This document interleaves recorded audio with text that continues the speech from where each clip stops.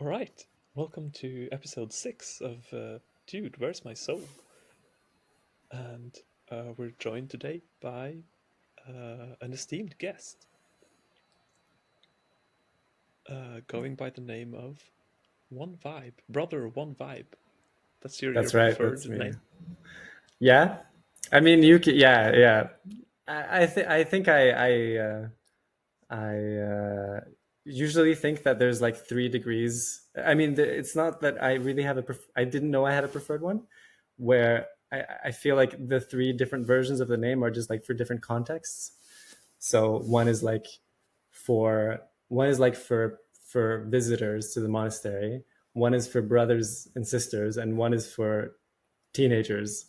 But I think also just the teenage version of the name sounds more fun, so I prefer that one. So Brother One Vibe is what you ask teenagers to address you as. Yeah, and it catches on, Yeah. and it is a literal translation of the name. Mm. Mm. Um, I think usually in the opening I ask questions like, "What's your current quality of consciousness?" Oh, And that's and right. I thought, like, coming here today, I realized why I asked this question. Um, it is sort of it's meant for practicing the art of separating the contents of consciousness, which is like I see a room around me, I feel warm, I hear some tinnitus. But that's different from the quality of the consciousness, which is sort of the filter. Like a room always appears in a different way, even though it's the same room. So, like, trying to see what is like, am I currently in trance? I think that's not a content of consciousness thing, or I'm not sure anymore. I will ask you both this question. If it means anything to you in this moment, how would you describe your current quality of consciousness? Let me just write down my thought real quick.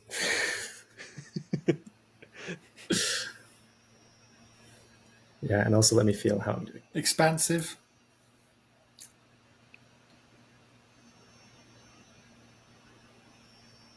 Fresh. Free. Mm.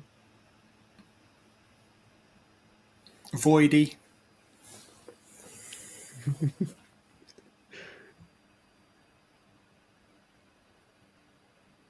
Oh, I think my consciousness feels contracted.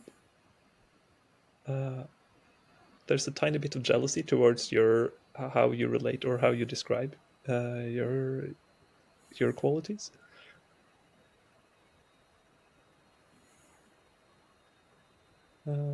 It feels like the world feels sharp. Uh, Sharp, but a little bit contracted. I think is what I'm getting. Hmm. Uh, yeah, I want to start by a disclaimer, which is that I think I will answer the question by answering actually the content of my consciousness instead of. um, yeah, maybe I will say this thought first because just I think it's just a difference for me, like a difference of the framework. Because for me to say, for example, that I feel that everything is very sharp, feels very sharp, feels like actually the content of consciousness. And yeah, anyway, but it's more like actually a, how do you say, feels like something very pedantic. But then also because I've already started to say this, then I give myself the freedom to say, actually, I feel somehow a bit mentally bloated or something, but just a little bit. And I also feel a little bit bloating in my intestines, just a little bit, just a little bit. Yeah, like I had too much of something, and I think maybe my mind also had too much of something. Mm. That's kind of the general. It's very subtle. It's that's the general feeling, but also I feel very. I feel more relaxed and curious than I think what I was expecting to feel. This is very, very like content of consciousness anyway. Yeah, I think I expected myself, I expected that I would have to sound very interesting and clever for this conversation, but actually in the end, I just feel like it's going to be quite nice, and I don't need to perform, which is nice. That's how I feel. Mm.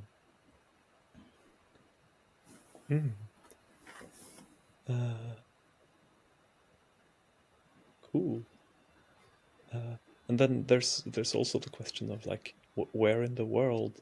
Like usually it's like where in the world is Soulfish, but I think I'll ask you both this question as well.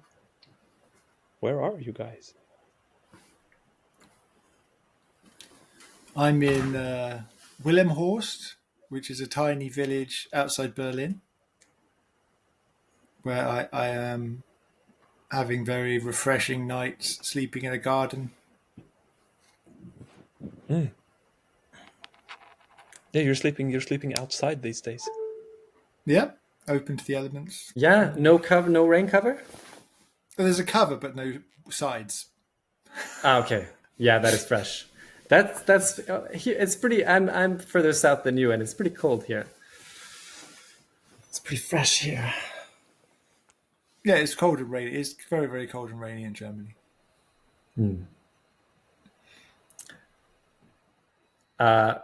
Me, I'm in France. I'm in southwestern France in a monastery called Plum Village, which is where I live, which is where I've been living for 2 years. Yeah, 2 years.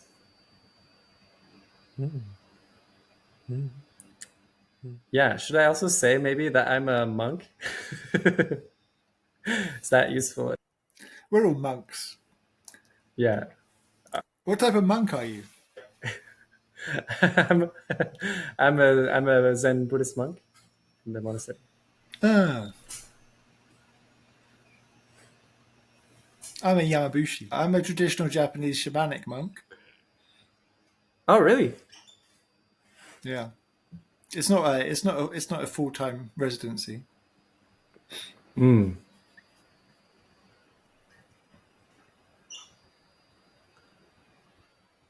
It's so weird that nothing else is said now.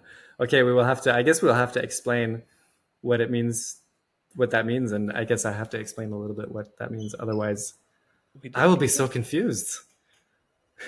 We don't have to. We don't have to anything. It's. I mean, I still think of these as phone calls in a way, and I've been sort of wanting to introduce the two of you for some time, but I don't have a very clear. There's sort of nothing I want you to do, other than just sort of be in a room with you and see what unfolds.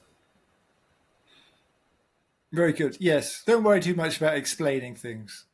It's often very irrelevant and boring. Yeah, it's like if something sort of gives you, if it gives you sort of pleasure or aliveness or something to explain or understand something, like feel free, but like don't. I try not to sort of cater to the imagined listener too much, and like leaving things a mystery feels it's like feels good. That's worked very well until now. I'm one of the listeners of this podcast. Long time listener, first time guest. Do you have any feedback for the podcast so far? I don't think any that would be helpful in any way. I mean, actually, to be honest, the feedback is more about me than about you. So it's maybe not so interesting. And that's interests me a great deal. Yes, tell us. Okay. It's been so long since I listened, but what I remember of the experience of listening to the podcast is I was never able to listen to a whole episode uninterrupted. I always felt very intellectually exhausted about a third in. I mean, this is going to sound very stupid, but I thought there's a lot of talking, but I know that's what a podcast is. And it's not like I spend my day not talking. I also talk, but I don't know. It's quite dense. It's quite dense, the language, I feel sometimes. Or it's not that the language is dense, but like it's some work to follow somehow. Maybe we could have a mantra interlude. Do you have any mantras we could do? We don't really have mantras. Oh. No, I don't have any. No. I have a kind of interlude, which is the candle lighting ceremony. That might give some breath to the exhausted listener. And I'm happy to present my new candle thing, which is like a beautiful yellow-orange spiral, like rose thing, which I like this design. I'm like usually not crazy about design and objects, but this gives me joy, like the spiralness, especially. Like something opening up, something unfolding, like going in circles, but somehow not ending where you started. And the warmth and the brightness of it all makes me very happy. And you light it. You just light it directly. I will light mine. Do I have to show my candle also? You can do whatever you want. Indeed. Okay, I'm gonna do it because it's so close to the camera. This is mine. I found it in the sound room. Mm.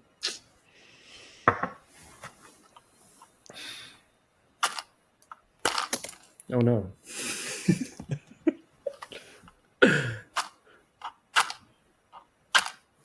I think the sound room is a bit moist.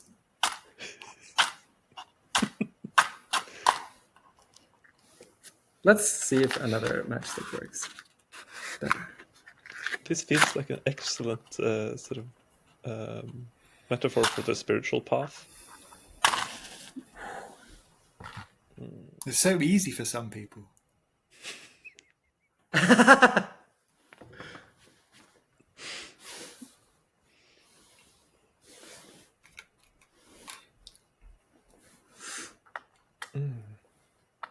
This is one of the best smells in the world. A matchstick being snuffed out. Oh. Moro moro no tsumi kagare are ni sugite suga sugashi. And this candle is very important to me because it is the only source of light in my bedroom. Yeah.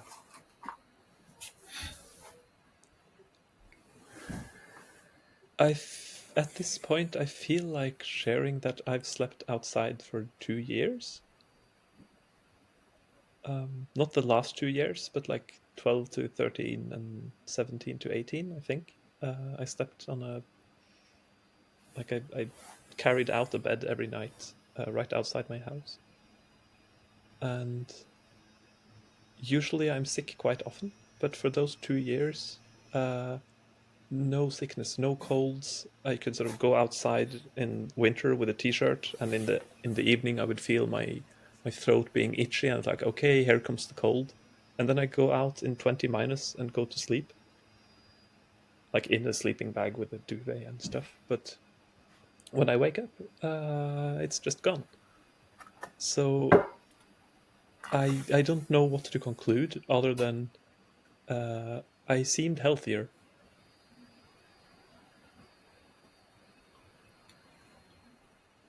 And there's that feeling every time when you part curtains and the sun is shining in, you see like a million little like dust particles, and you like quickly have this thought of, like, is this what I'm breathing all the time? Is this good for me to breathe this air? And then you forget about it. It might not be about the contents of the air. It might not be about the temperature. I don't know what the difference is, but I was like way healthier, even though I didn't make any other changes than sleeping outside. Have you noticed anything different about anything after you started sleeping outside, Selfish? Yeah, it feels really good. One benefit that I noticed is the lack of light. So before I go to bed for some time, it's extremely dark. Whereas if I'm indoors, I'm going to be having electric lights blaring in my eyes before I try and go to sleep. Mm. And then, yeah, it's lovely to wake up in the morning with the sunlight and to have all the plants and stuff around. Yeah. Yeah, I also remember the soft breeze of the wind waking me up, or the birds.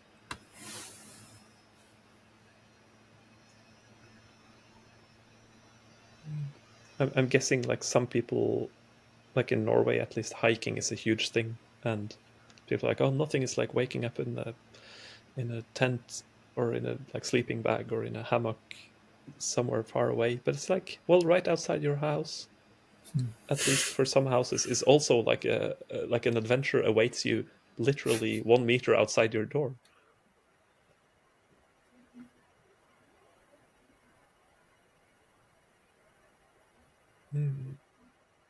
Um, I also feel like I cut off our guest in the middle of giving feedback, like what does listening to the podcast do to you? Because I sort of agree, and I feel slight shame and also very clear sort of pride in hearing like it's very dense. There is a lot to unpack. It's like, yeah, that's I want to leave sort of calorie rich packets of like something like that, that's gifts for the world, gifts for myself, gifts for other people. That there is something to unpack and something that can be sort of read multiple times and you get something new from it. Yeah, as I said, it's more like a feedback for me as a as a listener. Like it's more like discovering like how much can I take of this caloric dense intellectual food. Mm-hmm. Yeah, I've enjoyed very much listening to to all the. I mean, I'm very invested, just mostly in maybe it sounds a bit rude, but I'm mostly just very invested in listening to how what my friend is up to, and then I also get to know Soulfish, which is great.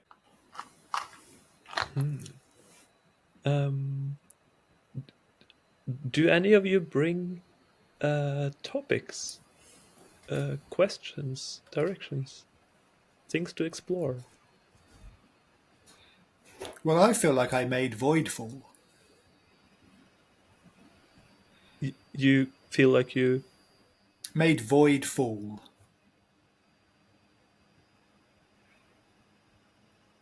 I'm not sure what that means. First contact with the void. Oh. I need more sentences. I need more language.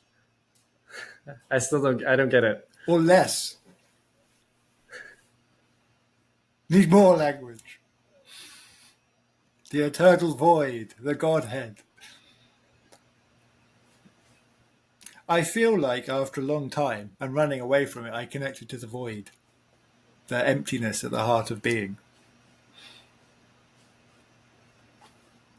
Thank you. Thank you for indulging in my requests. I feel somehow underqualified to ask questions, because the question that comes to me is, what did it feel like? And I feel like the answer is, it felt like absolutely nothing. What did it feel like? Perfectly qualified.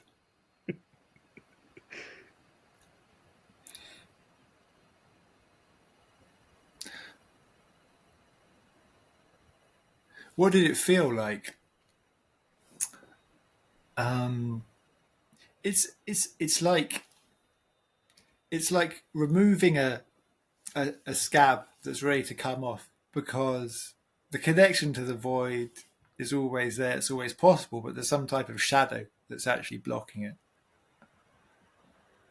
And I realized I was addicted to doing things and creating more things to do for myself. And there's these things called puzzle books, and you can pay money to get them. And they're just full of problems. They just increase. There's hundreds and hundreds of problems that you didn't have in your life, and somehow you willingly bring these hundreds of problems into your life, so you feel like you have something to do. And I got rid of my puzzle books. That was probably the most significant void ritual that I undertook. Mm.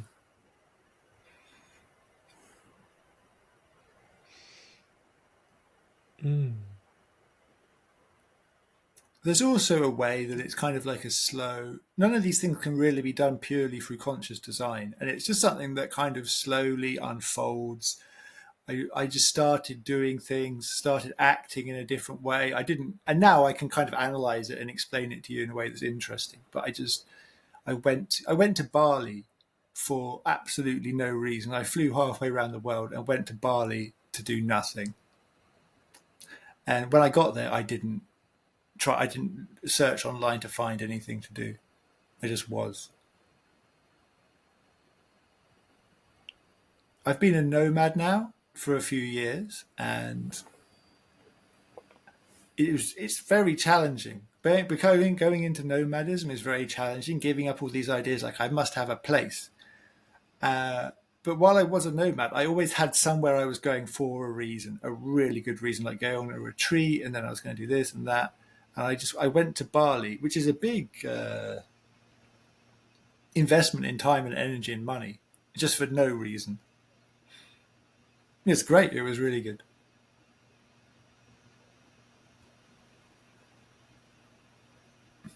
And it's exciting. Having access to the void is very exciting. It's like I've got this new tool that I have with me all the time, that I can play with and I can use. It's almost addictive, which is slightly frightening. I get a lot of people asking me, like, so what is meditation really? And to me, there's no one answer to that. It's just like there are different things you can say that makes the brain tickle in different ways. And one of my favorite answers is like, meditation, it's not something you do, it's something you stop doing. And the way I understand that, it's like there's something about the brain that's usually sort of there's a voice always chattering away, and like try to just click, like turn that voice off, or make it like come to silence, make it sort of come to a peace. But also like I think of the brain as like it's a thing that solves problems, and it loves to solve problems. And if it doesn't have any problems to solve, it kind of panics and makes more problems. And I feel like this is what you were talking about as well. Like you threw away your puzzle books, and you're like, what if there are no problems? What now, brain? And then you sort of break through to something new, something else. Yeah. Do you recommend the experience? Depending on what's going on in your life, it might be more or less difficult to access this place.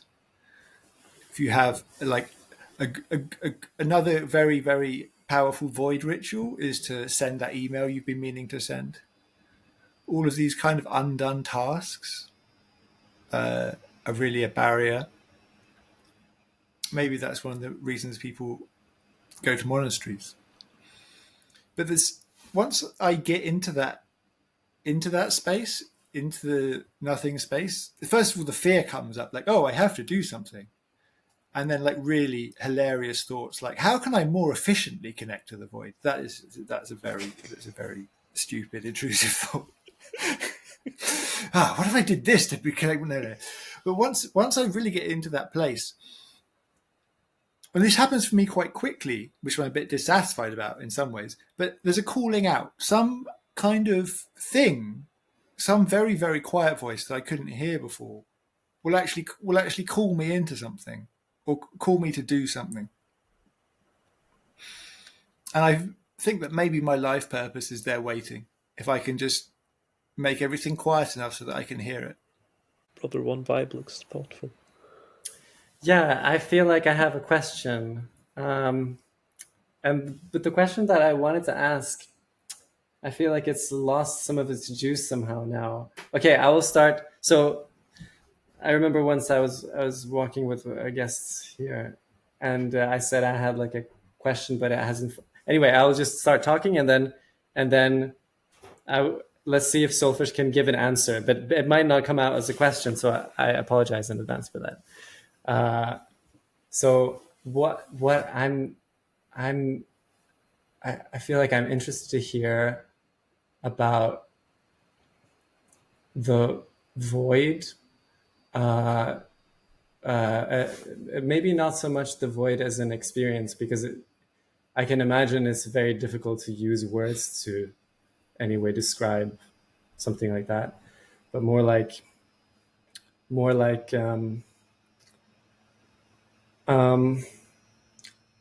is the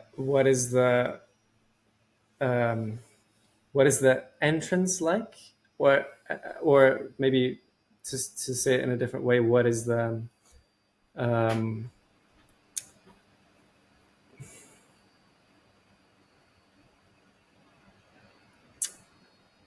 what are things that trigger it, and specifically, is there anything in the context of like searching for something like that, or entering it, that has to do, like, is there any context of suffering? And in the case of somebody who is dealing with some particular difficulty, is there something that you would say to them that like would you present void as a sort of way for them to resolve something? Maybe resolve is not the same way, but how to relate to other things. Well, the question is not so good, but I think you're from all my words now, you're getting more of like a taste of like what is it that I want to hear about. Like I want to hear about like I'm very interested in method, and I'm also very interested in suffering. So these are the things that I'm interested in, and I just became very interested in void now that I heard you talk about it. So now I'm going to stop talking, and then I'm very interested to see if there's a response. Yeah, the first thing that comes up for me, a good way of explaining void is that I'm in a lake, I'm in the water, and I'm desperately trying to swim, and I feel like I'm drowning, and I'm shouting to myself, help, help, I'm drowning. And I'm like throwing like bits of wood and like life rings to myself, and I'm like trying to grab on and trying to swim. And then the answer comes, drain the water.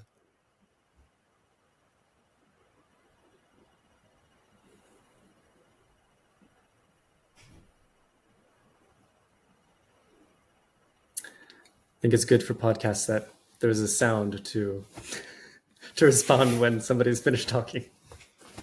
That's why I said these words.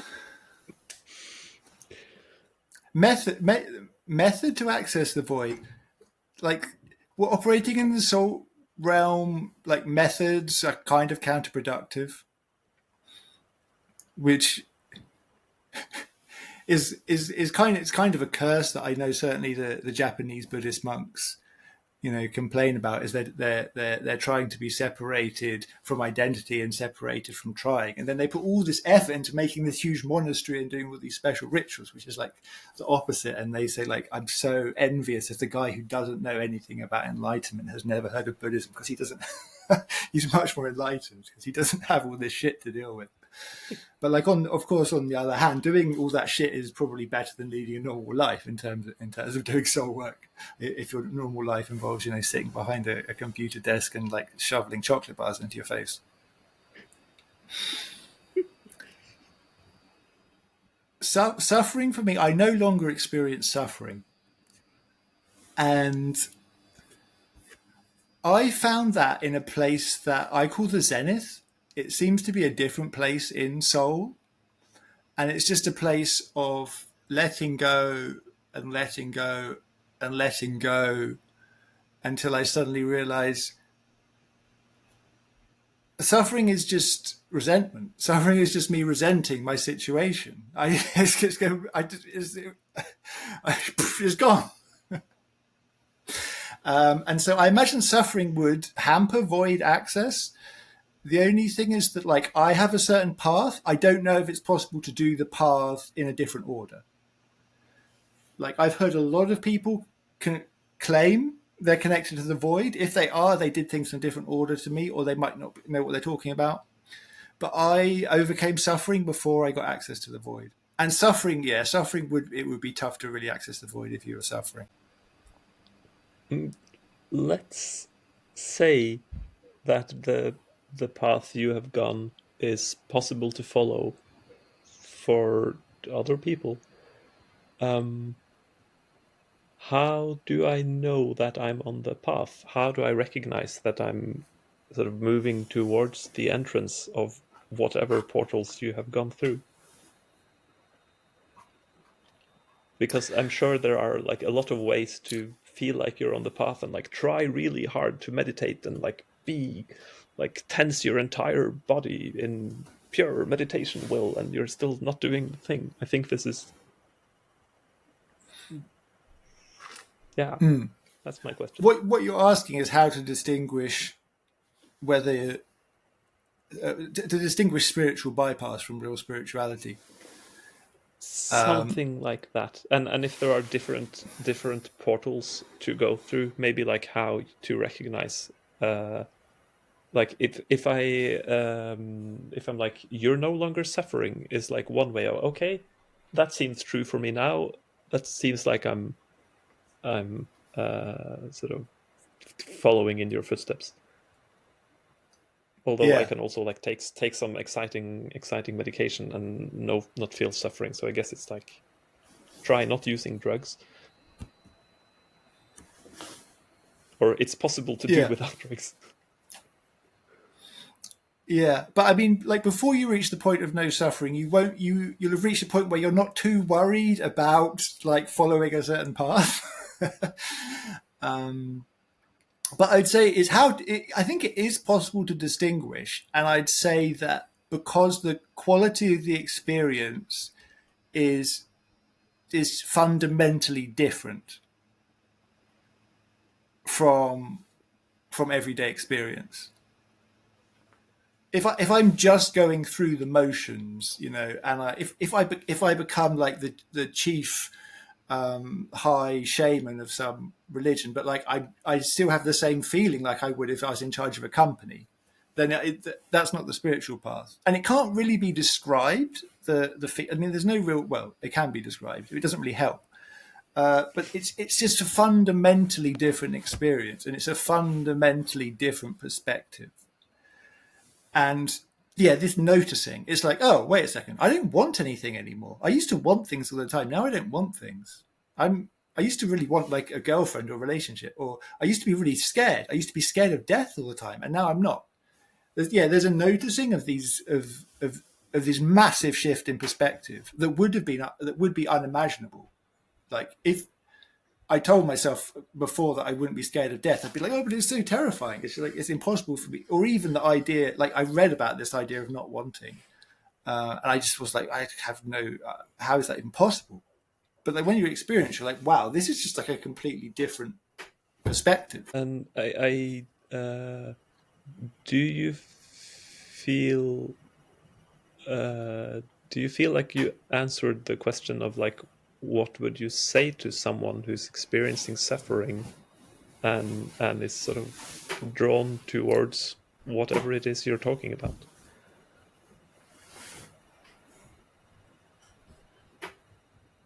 I'm not sure what that question. What would I say to them? Do you mean would I offer them unsolicited advice? Maybe if they ask you for advice, but the question is like, I'm suffering. Should I try to access this void state? I'm not sure if that is the question that Brother Oh. One Vibe. Suffering to voids. Okay, well, this is the thing. This is what I call like the rocket thrusters.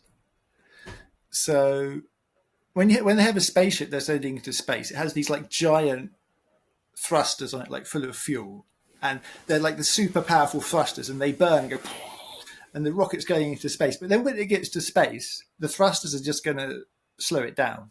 So at that very moment, it has to literally jettison them. And this can be done with will or fear or whatever. If you really are so like driven on by suffering, you can use that to go towards soul. But once you get to soul, you have to give up. You have to give that up, because if you're still attached to this idea, it will stop you getting in. But like you might feel suffering, and then you might study Buddhism. That might motivate you to do that. This is all how personality type things can take you to the edge of personality. But you can't, once you're in soul, you can't be running from suffering, because that's not how soul works.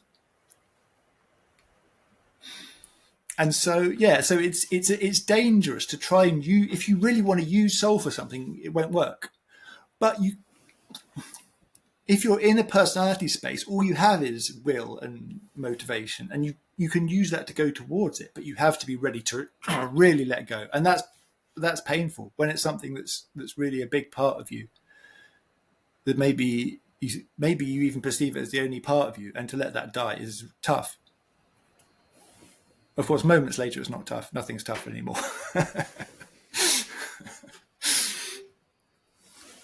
I think I have something to say about this podcast, which is I find it very difficult to relate to you, Soulfish, because I mean it's funny that there's this the subject started with like the void, and then just like it was dropped very casually. I don't suffer anymore, and this is like. Let's not talk about the void anymore. What? You're not suffering anymore. That's crazy. And then, well, I don't know. It's very well. I mean, there's the few like technical things, which is like I know you must have covered it already, but like I don't know what soul is, and especially the way you use the word personality. I have to say, I think I don't know what that word means either, and. I mean, well, again, I say this is something about the podcast, but I guess it's just something about me, like just like before, where I feel like my life, I feel to relate, for me to be able to relate to people, I need to understand like, like, what kind of activities are they going through? What kind of effect do the activities have on their body and on their emotions? And how are they relating to the experiences they're having? And, what are their wishes and stuff? And yeah, it's very difficult. It's very difficult to try to wrap my head around even just like the what would you call it? The fundamental thing of like having no suffering, and then starting to explain things on top of that, because I kind of have to admit that I cannot get very far in understanding what it would be like to not suffer at all. So maybe can you try to explain to me? I mean, this might be very difficult, but like try to explain to somebody as if like explain as if I'm a child. Because I mean, I've had moments in my life where I've been very in the flow of things and very in the flow of the richness and beauty and sadness of experience, where there is like this background calm and interest. But I have to say, I find it's very difficult to understand. I mean, this is the examples of like, oh, I used to really want to have a girlfriend. Oh, I used to be afraid of death all the time. Then I'm like, yeah, man, I am afraid of death too, and and I'm totally in love with somebody, and this is like, these are like things that that when those things are when I dive into those things and I hear somebody dive more into those things, then I feel like, okay, now I'm starting to have something that resembles like an understanding of the other person. Yeah. Okay, these were some thoughts that I'm having while I'm listening. Can I ask you a question in return? Because you're asking Soulfish to sort of explain as if I'm a child, and it's a beautiful request, and I want that to happen. And yet I'm hijacking the conversation and steering it somewhere else. Like, if we build the bridge from the other side, like you're a Buddhist monk, and my sort of simple understanding of Buddhism is sort of, it's a technique, it's a way of thinking and acting to get out of suffering, to get away from like clinging, desire, wanting, and like after you said like 2 years in a monastery, what's your current sort of understanding or current thinking around suffering and wanting? Does it differ from what you thought when you came to the monastery for the very first time? Like, to help explain something to you, it's a good idea to know where are you with Yeah, that's a good. Yeah, that's a good point. Also, it's probably more easy. Yeah, it's easier to answer my question if you can see, like, I mean, only a person who's not me can see my blind spots. So it's good if I say something and then you can get a flavor for like, oh, there's some weird stuff in the. Okay, anyway, let me try to recap. So I try to recap the question. What has anything changed in my relation or my understanding of what was it you said? How to relate to suffering? No, how to. Yeah, or how do you currently think about suffering and wanting? I guess is the essence. Suffering and wanting, huh? Yeah, I have to say there's many things that are different since 2 years, but I think to not exactly answer your question, the things that are mainly different are that I don't. I'm less kind of focused on very big ideas, like just the idea of suffering actually is kind of, even though I used it a lot to explain something, even that word feels quite abstract to me. Just like what actually, if you ask me to explain what suffering is, maybe I have a kind of not an easy time to explain it, because it's not unpleasant sensations, and it's not, things tinged with sadness happening all the time, but it's something else. And anyway, just to say that I don't spend my time thinking of suffering as a whole so much, but I go more into like really day-to-day things. And I think of, for example, like, yeah, I mean, just as an example, like how do I interact with my roommate in a way that is not exhausting for me and doesn't make him feel ill at ease, and that makes that is in a way that is also kind of can be enriching for both of us. Just like thinking, okay, when do I talk to him? What do I say? What do I focus on while I'm listening to him? And kind of what is also like noticing, things like noticing what the places I'm talking from. This is just a simple example of like when he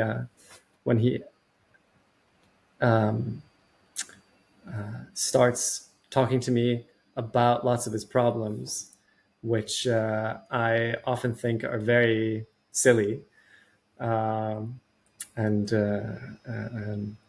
try to feel that there's a difference of listening to him while focusing on the feeling that I have the answers and the answers are super obvious, rather than just feeling that resonant quality of like, man, this guy is like telling me difficult stuff, and it must be difficult to have all this difficult stuff, and I know what difficulty feels like. And I think listening in that way already is something different. Yeah. So just like these are just tiny day-to-day things. And the other thing is, another example is like, for example, how to relate to my own romantic energy, because I think this is something that is a much bigger subject than I thought it was going to be when I moved here. And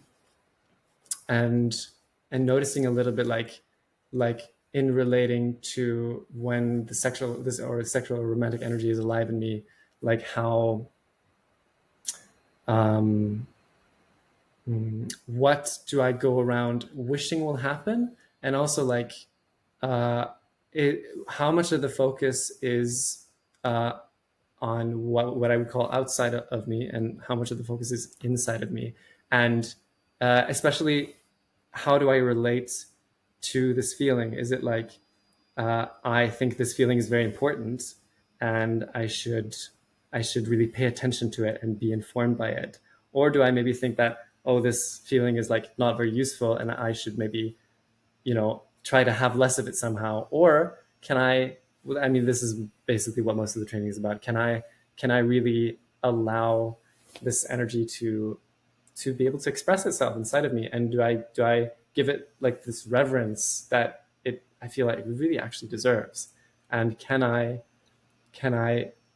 give my full attention to it in a way that I can really enjoy what a weird sensation it is that to have this feeling of romantic energy in my mind and my body. So these are just some things. In short, suffering is very weird and complicated, but like small things, for example, like what kind of words should I say in this moment, or where should I sit when I'm eating? These are the things that I pay more attention to. I have forgotten what your original question was.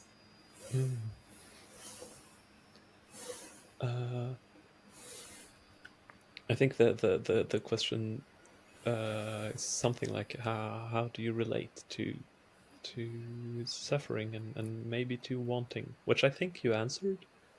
I'll say I've like been talking a little bit to you while you've been in the monastery, and the thing that has struck me the most is these simple sentences. Like there is a lot of simplicity, and you seem to sort of to be on the look for a kind of simplicity, and there is a lot of like, how do I meet whatever arises in me with kindness? How do I receive it and not resist it? How do I sort of whatever arises in my body, how do I accept it and meet it with kindness and meet it with kind eyes?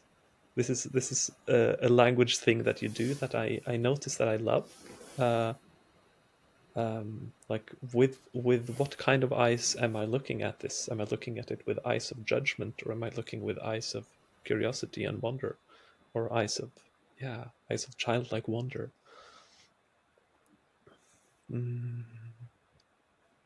Yeah. So I think with this background, I'll sort of tune back into Soulfish with like either whatever is like arising in you listening to our guest, or back to his question of like, how would you explain to a child what this personality, soul, and void, like what is it about? What are you talking about?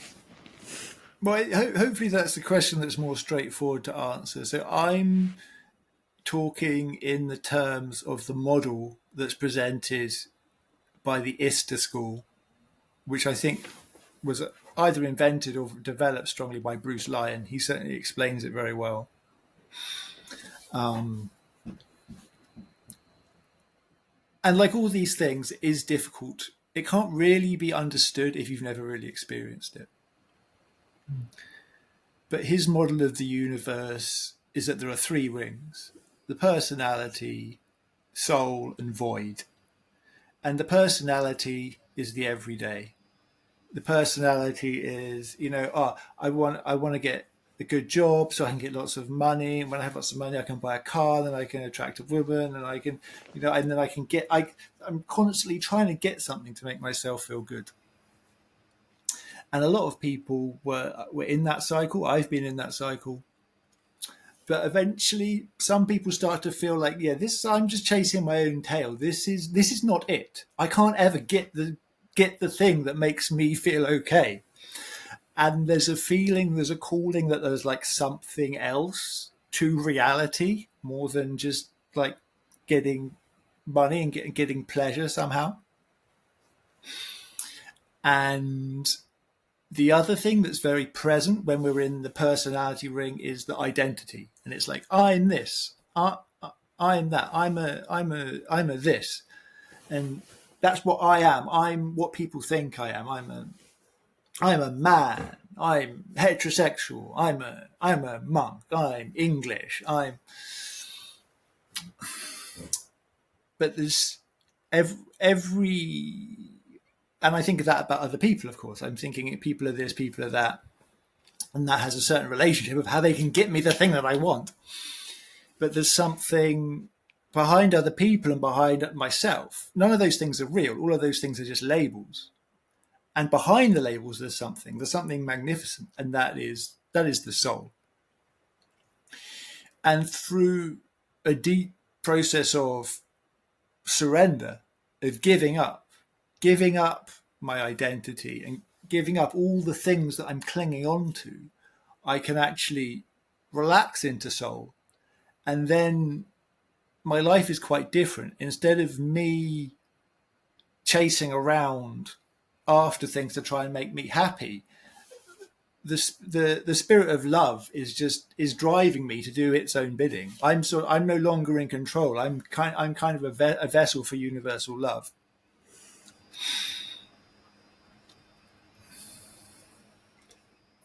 Just because this language is so beautiful, like being a vessel for universal love. Is there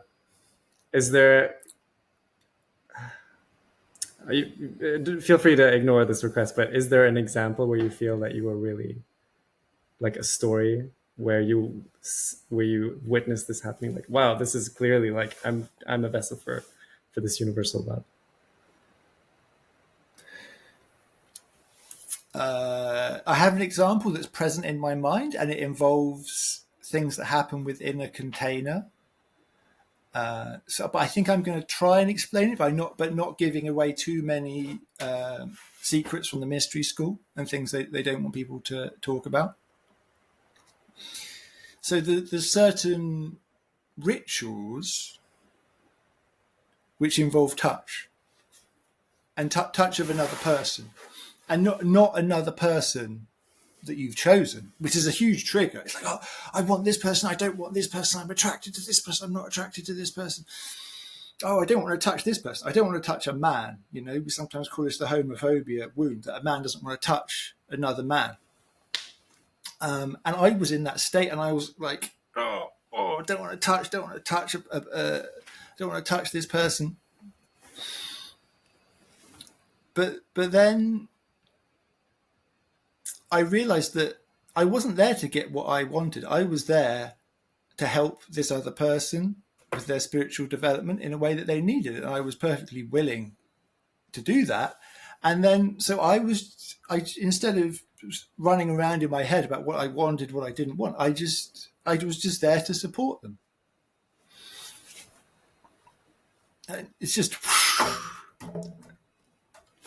and I gave them incredible support, but I wasn't trying to do anything. I was just, it just came through me just to be there. All of the has just gone away.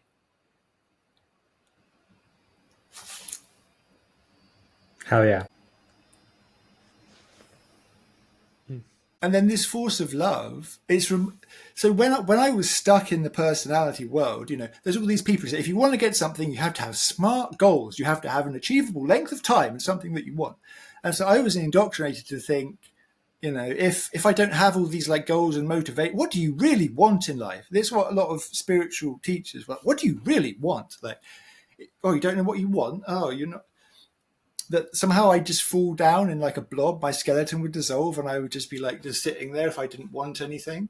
But actually there's an incredibly powerful force that's driving me to do all sorts of shit. And I don't think I'm even at the full expression of that force. I'm clearly not. But it's just wonderful because I'm just doing so much stuff and I'm just not wound up in my own head. And we call it love, and it does manifest in an ability to just serve other people without any ulterior motive, which I think when people are driven by love like this, people often notice that they serve without ulterior motive. But people are so used to having ulterior motives, they can't necessarily understand what's going on. They think maybe they do it for their ego or whatever. But it's not that. There's no desire like I have to be the nicest. I want to be kind. I want to be good. That's not it. It just comes naturally, and there's no pride in it either. It's not who I am. I'm a nice person. I'm a kind person. It's just what happens when the other shit isn't there. Am I free to share something from your letter of applying for like the position as a monk? Oh, you're talking about me. Yes.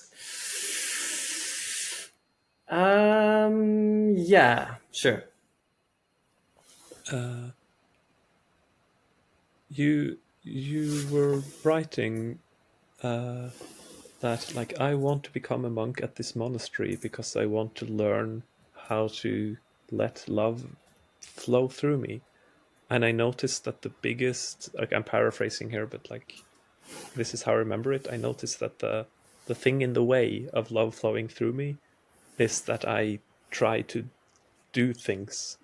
I would like to be able to create stillness within myself so that the love can flow through me.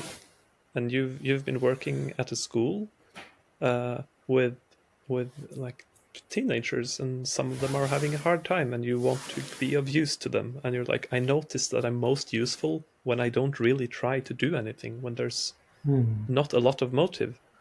And I feel that's like the same thing that Soulfish is talking about here. And you've like noticed this when I stop trying hard to be useful and I'm like letting myself be moved by this force that I notice within me, but I'm not doing it. When I let that happen, and mostly for you, when you talked about it, it's like when I truly listen. Like listening is a big part of at least what you've been teaching me. When I manage to listen to these teenagers, then I can eventually maybe be like of use. And often what they need is mostly someone like truly listening and someone seeing them. I feel like there's a resonance between what Soulfish is talking about and what is in your letter of like wanting to become a monk. Yeah, I think maybe that's why I asked for like a specific example, because I've had a couple of experiences where I felt something that I would describe as the same thing, and to retell those stories brings me so much joy. Um, yeah, so that's why I'm very happy to hear the story. Um, and yeah, it's true, pretty much exactly like how you describe it. I was gonna add the thing that you added at the end, which is the thing about listening, which is like, if I had to try to, for this specific example of like, when there's like a teenager in distress and I am in this, because if I'm a teacher, I'm in this position where there's some sort of, there's some sort of trust, or even there's some sort of um, expectation that I can be of help, and so there's a possibility that I can be helpful, um, and what I found, which seems to be the case in, I think, everything that I've encountered in my life so far, is like, when I have some sort of idea of what I should do, then I end up kind of quite far from being helpful. Um, and my suspicion is that uh, either holding on to an idea of like what is the right thing to do, or spending some time looking, like actively searching for like what should I do, is very much not listening to the other person. Like when I listen to the when I'm listening to the other person and I have some sort of idea what what I'm supposed to do, very clearly I'm spending a lot of my using a lot of my awareness on my own ideas and not on the other person. And there's so much actually to listen to. Like there's words, like just the sound alone is so rich. And then you have like this whole other experience of like, you can really see, like I think humans are also so good at like looking at faces and really like understanding what sort of expression is in the face, and yeah, allowing some sort of concentration to be born about what the face is trying to say, what the words are, what the words, like words as in language, but also the music of the words, what is going on. And what I also found very useful in this yeah in this kind of discipline of listening is that uh, I have not really found a way to block out what's going on inside me, but what seems to be the case is that mostly when I'm really present, that I'm very much resonating with the other person, which is what my name means, also my monastic name. So when I listen to the other person, I also give the intellectual side of me a bit of a break, because at least if they're speaking English or like another language that I'm very fluent in, I feel like, my intellect is going to understand the words that they're saying.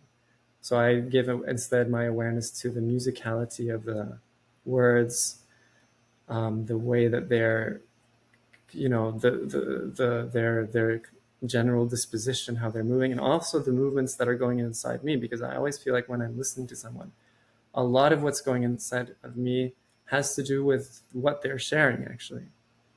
Um, yeah, and then there's also this very tricky thing of like, um,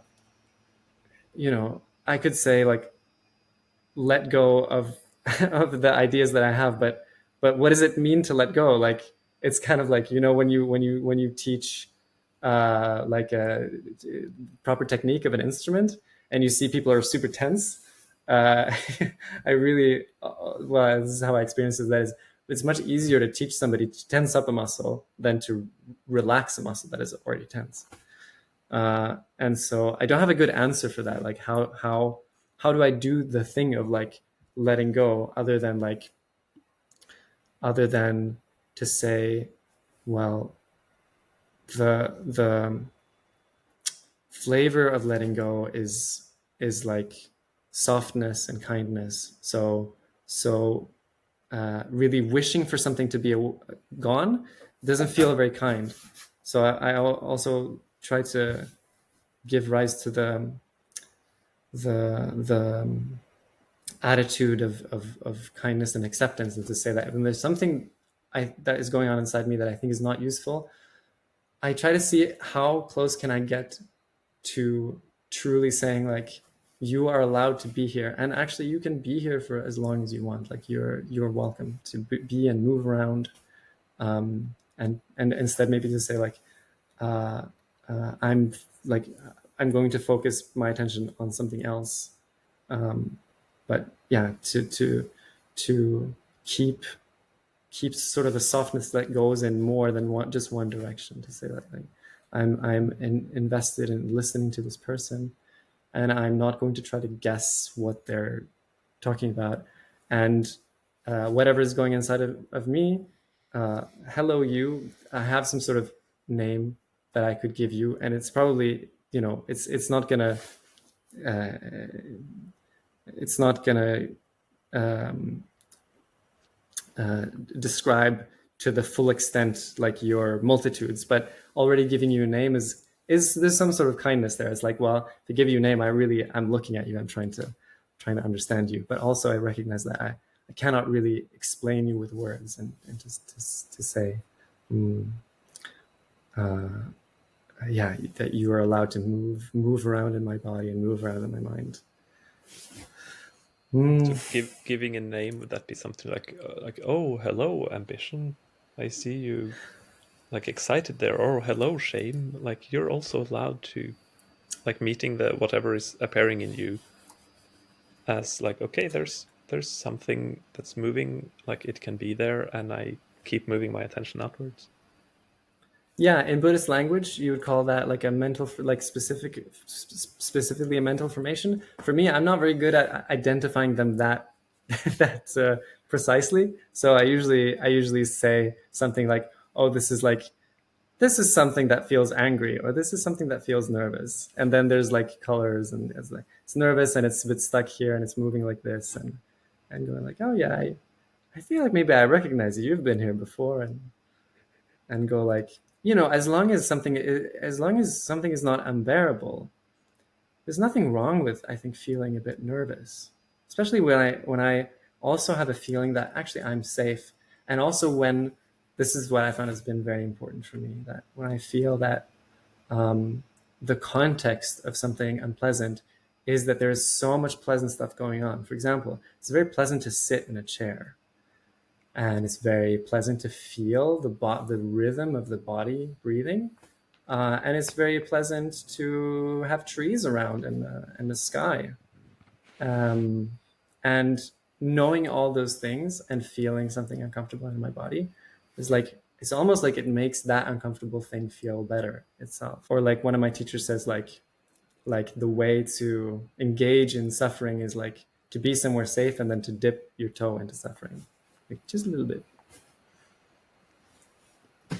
That's also the definition of my entire line of work, I think.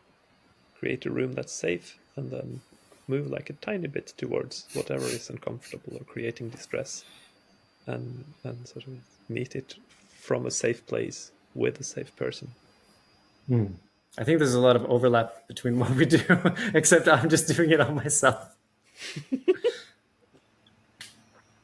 I think I'm feeling a warmth for this definition of psychotherapy, which is, my job is to create a room which feels safe enough that you are willing to take risks that you are not comfortable doing alone. Like, if with me you're safe, sort of, you feel safe to move into difficult memories or difficult emotions that you usually spend your life avoiding. And I nothing like that has ever been said as part of my studies. It's not the official definition of anything, but it's something that sort of rings very true to me.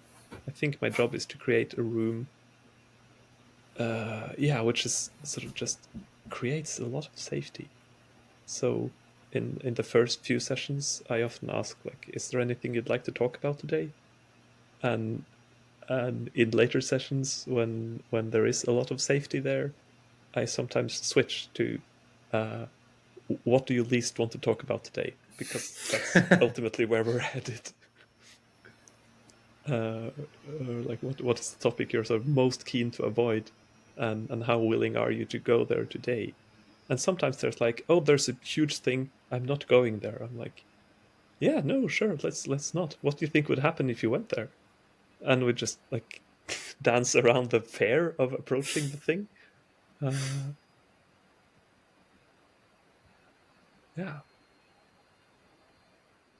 Another option that you have, instead of creating a safe room, is supporting the person in creating enough safety inside themselves that they're prepared to go to these places.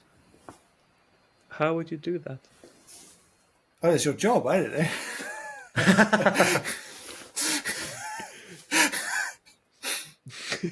I mean, yes. Obviously, like it is building. Like like the goal is not that like in here you can move through anything. The goal is to sort of resource the client or the patient to be able to sort of rise to any challenge or to meet anything.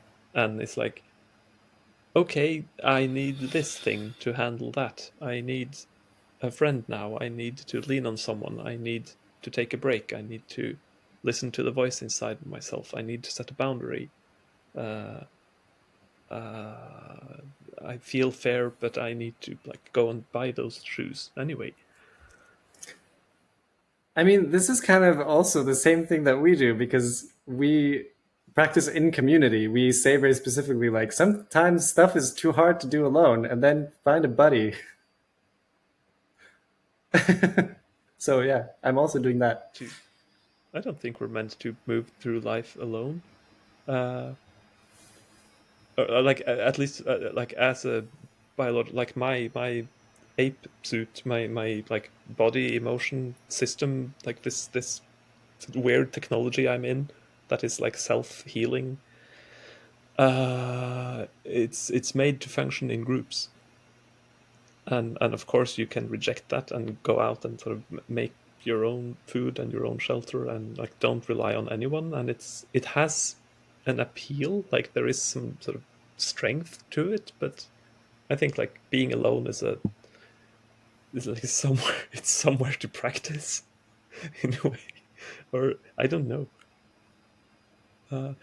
I also wanted to ask Soulfish, what is your how do you relate to the act of listening? Because you seem to be sort of doing it in a different way from many other people I've met. I haven't thought about that one too much. I'm not sure. How am I listening? Is that a question for me? Yeah. You seem less preoccupied than most people with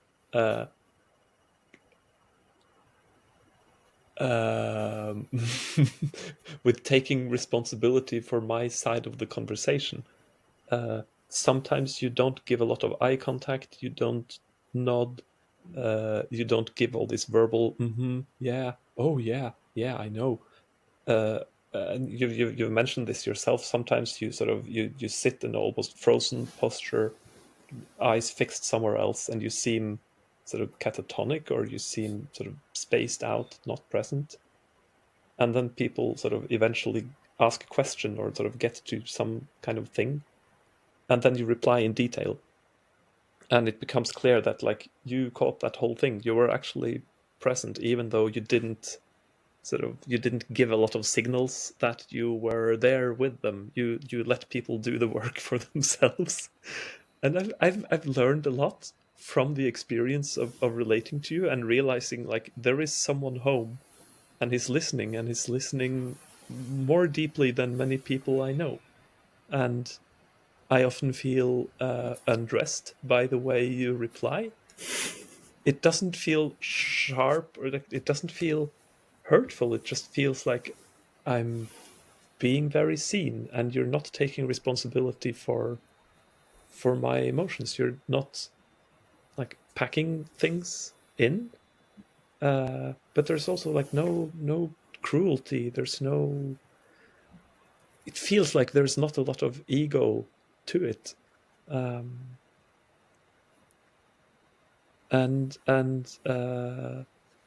I guess there is a fear in me that I'm like there's this like woo magical trick that you do, and I'm falling for it, and I'm somehow like doing this, like creating you into a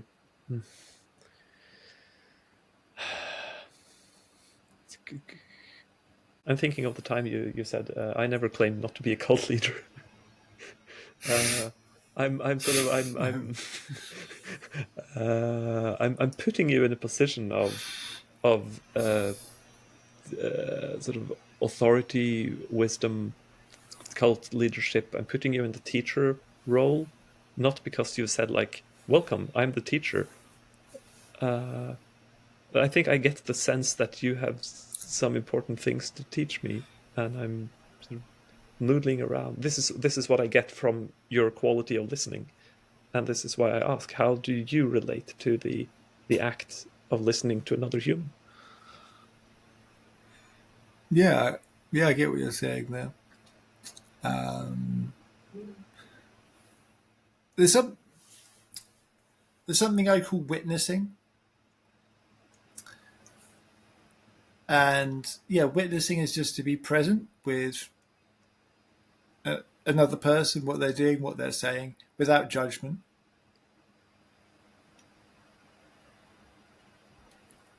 Which was one of those things that would have sounded impossible to me. But like, I don't have to mentally answer everything a person says. I can just listen.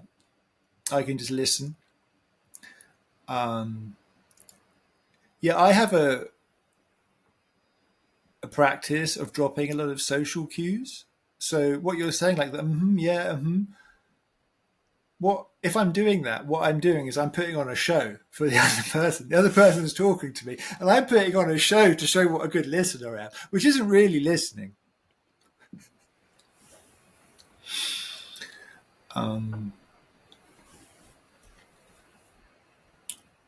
It comes up in other contexts. I've started to behave very oddly when people introduce themselves to me. People, people, people tell me their name. I just witness it. I mean, I have no interest in telling them my name, or they smile at me. I just stare into their soul.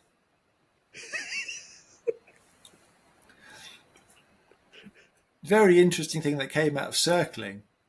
In circling, and you also, I have to temper some of these things a bit, to operate in society. But in circling, you can do what you want. So in circling, someone can ask me, and this is quite a feat to pull off. Well, someone can ask me a question, and I just witness the question. I'm like, okay, that person's asking me a question. No, I don't have to be like, well, actually, can just say nothing. But this does sometimes seem a bit. This can seem passive aggressive to some people, so I wouldn't necessarily do that outside of a circling context. But that's quite a thing. Okay, someone just asked a question. That just happened. That person has curiosity. Mm-hmm. Great. Yeah, that ties to what I said about witnessing. I've noticed very good facilitators when they're listening to people in a sharing circle. People will be telling these stories, all these different emotions. People in the audience are like going crazy. They're like having all these reactions, and the very strong facilitators, no expression. They're absolutely present. They know everything that's going on, but they're not.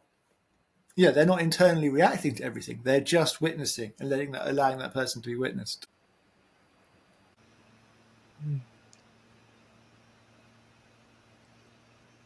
Good answer. How do you determine the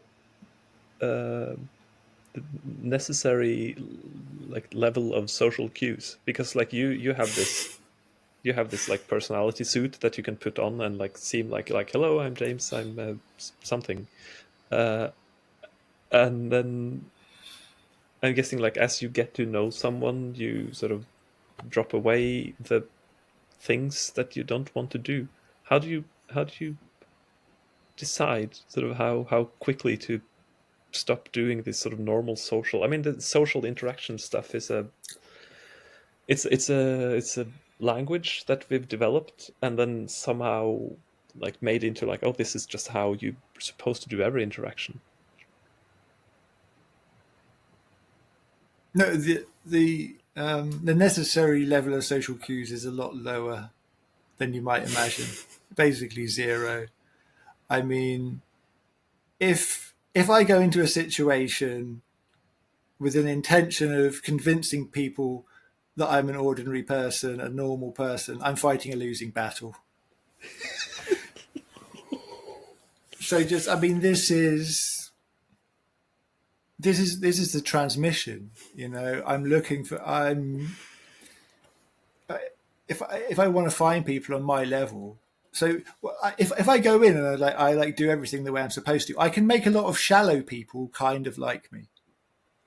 Okay, but then I might pay the terrible cost of having like a truly profound person think I'm a moron.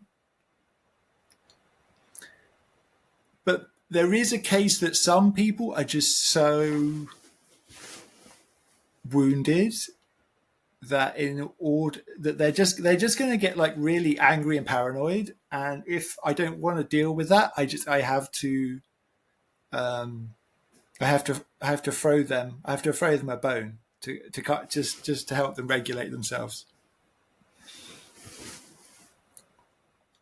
So yeah, I guess it's the opposite way. I go in super weird, and then if someone really can't handle it, like I dial it down. And when you say weird, that also means authentic.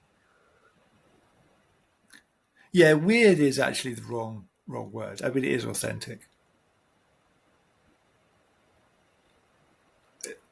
I'm kind of joking a bit when I say weird, but it can be perceived like that.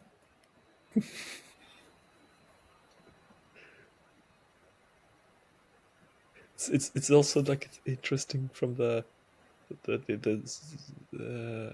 like in the space around me. There's a lot of talk about like autism, neurodiversity. Some people don't know how to do social cues, and it's something very liberating hearing you talk about it as like something you can sort of dial up or down.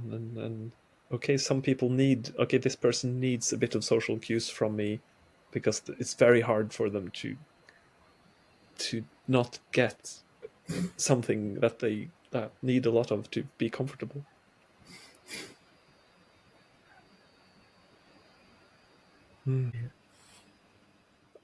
There's something I feel that I wanted to bring to the podcast, which is I feel very grateful that you guys sit together and have conversations and give them to me. So I want to say that out loud so that you know that it's something that's happened with me. You're welcome.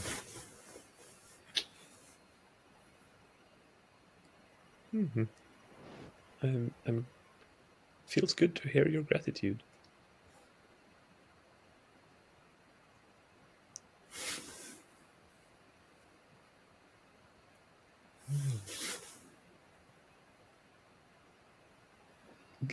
If you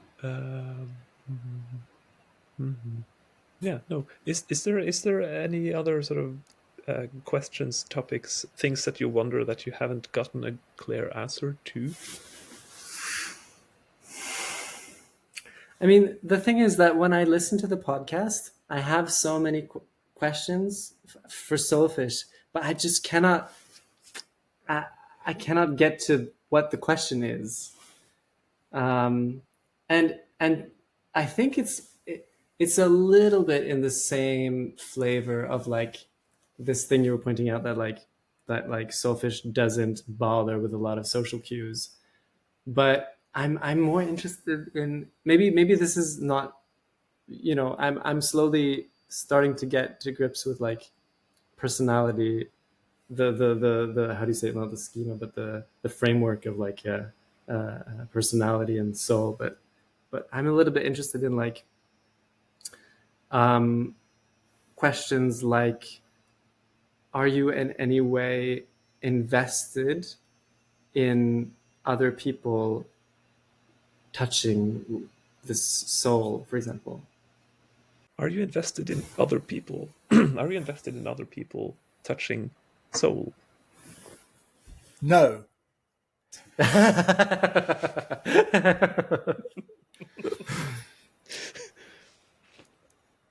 I'm not invested.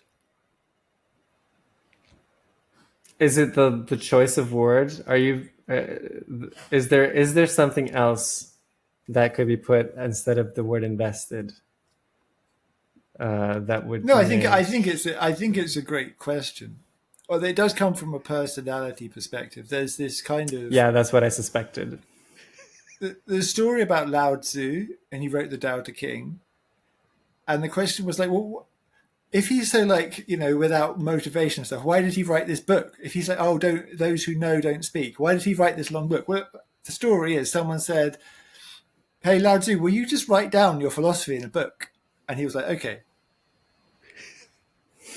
It was natural. It was just when he was asked, he had no intention of of publishing like the greatest spiritual work in human history that would be read by millions, thousands of years later. But someone just said, "Hey, can you write down all that stuff that you think?" And he was like, "Okay."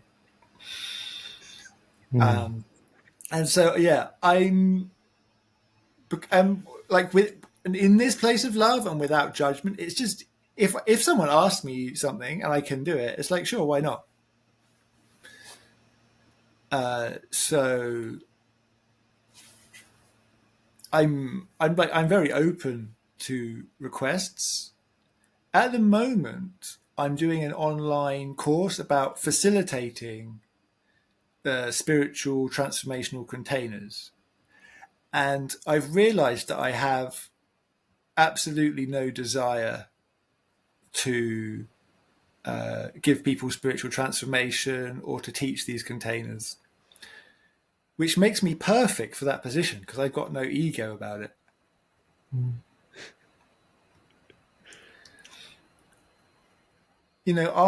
I've been living this from this perspective for like maybe a couple of years now, and I still don't fully. I'm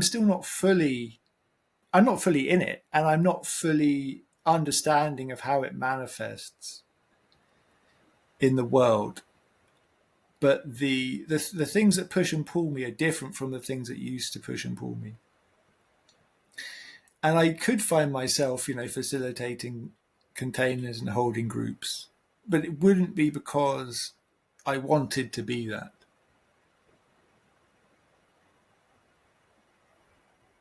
And this is something I'm struggling with about purpose.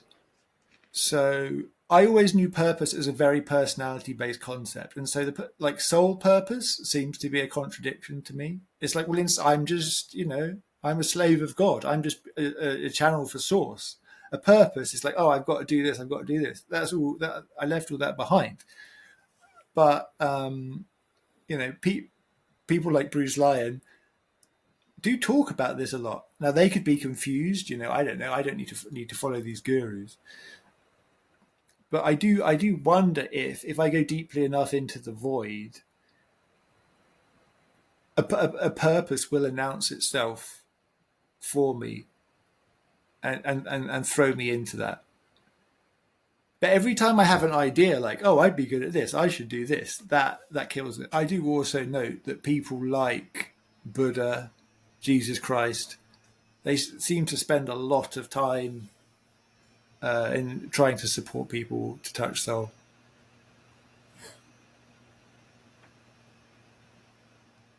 But I believe people like that were in soul and weren't motivated in the normal personality way. How would you describe the like when you talk about void? I try inserting the word silence.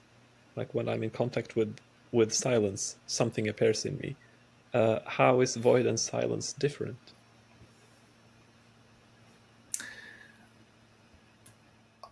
What's coming up for me there is like I could be in contact with silence and I could be very, very loud.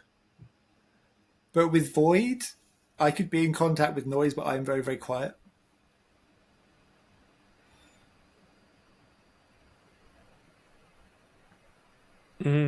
Let me try to ask again. I mean, there is outer noise. There's something happening on the road outside. There's music in the apartment, and then there's the inner noise or silence. I think of meditation as a way of sort of practicing inner, like silencing the thoughts, silencing the ever, and there are probably like layers beyond that. When you answered my question, you're still talking about this inner silence, right? So I've practiced quite a bit of meditation, and it didn't work that well for me because I was able for myself to be very loud for my inner world to be very loud, but in a very quiet setting. Mm-hmm. But or and Accessing that inner silence is not so easy. It's like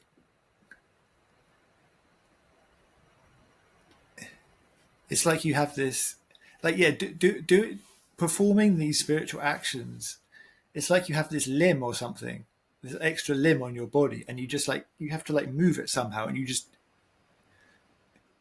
either you can't. No one can tell you how to move it.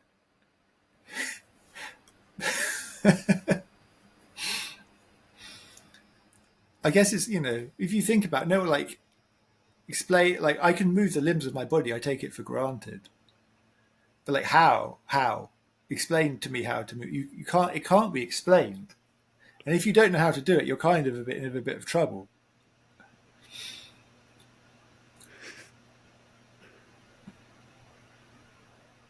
It's just kind of, it's like but like it's something that the soul is doing, and like the chattering mind can never understand it and can never really see it all. And so if, you know, if I'm really focusing really like you do, like really what, like you explained, like focusing really hard on meditation like this, like I can't just choose not to do that. That's going to make it even. I'm trying really hard not to try to meditate. It's just going to get worse.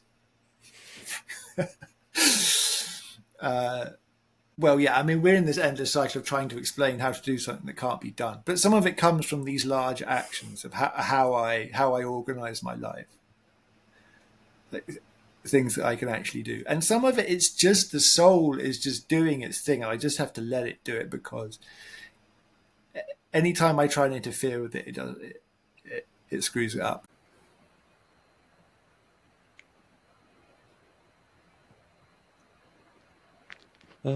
Is there anything like? Do either of you want to sort of close off by saying some words? I just want to say thanks for talking to me. It's nice. This is a nice hangout. Yeah, every Sunday we have like a kind of packed day, and so in the evening we let go of the schedule for a bit, and we just do whatever we want. And this was a really nice way for me, I think, to spend my Sunday afternoon, to just chat with you guys. And yeah, as I said in the beginning, I felt very relaxed, and I was really hoping that this would feel like just like a phone call with friends, and I feel like that was the outcome.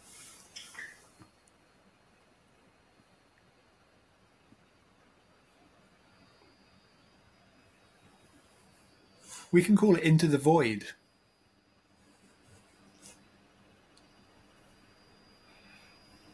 Into the Void is a good title. Yeah. I mean, there was a point where you considered sort of branching out from calling yourself soulfish and going out into void fish. How do you feel about that now? Well, that's a whole can of worms. Like, I'm living from soul. Is it possible to live from void?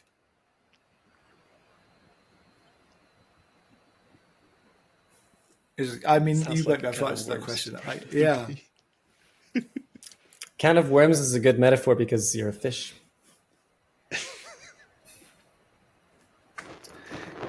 Is living from void meaningless because, like, you'd be in a coma? Or am I just afraid? And I really could, because I didn't think I could live from soul. Could I live every day from a void place? Is void really like a separate place you can be, well, you can't be there, a separate place you can be like soul, or is it just like a thing in soul a thing you can do in soul?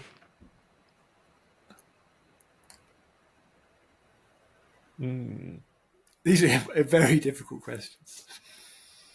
Yeah, I mean, you're. I think you are talking about it in the way that most people living in personality would hear soul. It's like, okay, this person who might or might not be crazy is talking about like touching some other part of reality. I'm not even sure I believe in what he's talking about, but it certainly sounds interesting. And like, there's this edge, and beyond that edge, you just know it when you're there, and your usual tools will not be of any use to you anymore. Wow. And you're kind of talking about the void in that way. It's like, okay, it's a threshold. I don't know, like, will the ground hold me, or will I just fall? Will I be in a coma? Is there anything there? Can I do anything other than sort of briefly touch it sometimes? I think this is still where I am with this soul concept. I talk about it as if I believe in it, and I kind of do, and I'm also fundamentally skeptical. But it's like I accept it as like, okay, this is one way of approaching the world. Like, does it give me anything? And I feel like it gives me a lot. And yeah,